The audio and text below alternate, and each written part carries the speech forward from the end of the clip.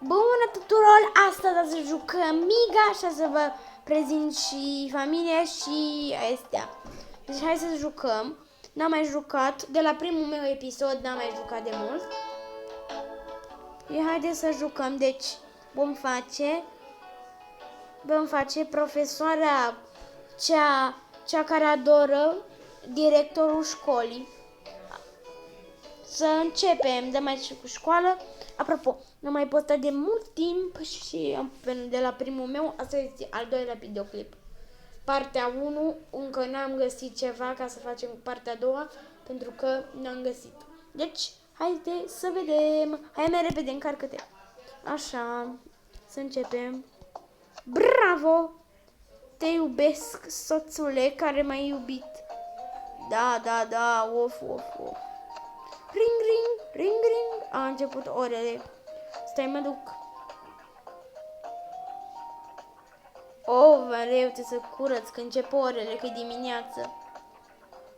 Unde-i profesoara Devin? Că trebuia să vină.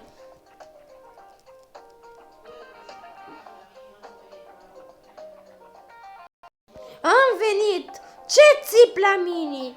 Scuze-mă că nu mi-ai plăcut. Da, logic că nu mi-a plăcut. Bine, tu ești responsabilă, haide. Ce mi-ai zis? Da, ești tu responsabilă. Bine, haide să stăm. Nu, invers vreau, invers. Așa. Perfecțiune, până vin copiii. Când au venit copiii toți. Gata, am venit la școală! Ce te bucuri! Da, îmi place școala. Când vine profesoara. Am venit copii. Haideți să începem orele. Deci, la matematică voți avea temă. Deci, hai să facem 2 plus 2 egal cu cât? Roberta, vino. 4. Perfect, Roberta. Astăzi, hai să vedem. Deci, scrieți eseul de 50 de cuvinte care le scrie eu în curând.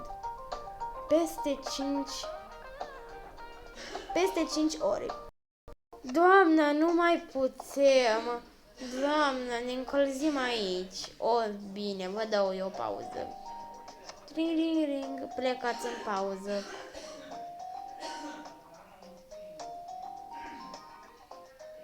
Peste 5, după pauză. Peste 5 ore. Așa, copii, am revenit. Ce a durat atât ora de sport? Da, doamne, ne-a pus domnul profesor. Așa, nu-mi pasă. Voi stați aici și voi scrie eseul pe tablă. După ce s-au terminat orele. Pe determinarea orelor. Deci, ca temă, să scrieți tot ce am scris de pe tablă și să repetați tabla mulțirii. Bine? Da, doamna. Când au plecat copiii la autobuz. Am obosit și eu. Dă că plec în cancelarie. Bine, noi trebuie să plec. Eu mai scriu un eșel, după aceea plec acasă. Sper că v-a plăcut. Revin cu partea a doua. Bye, bye, vă pup. Revin cu partea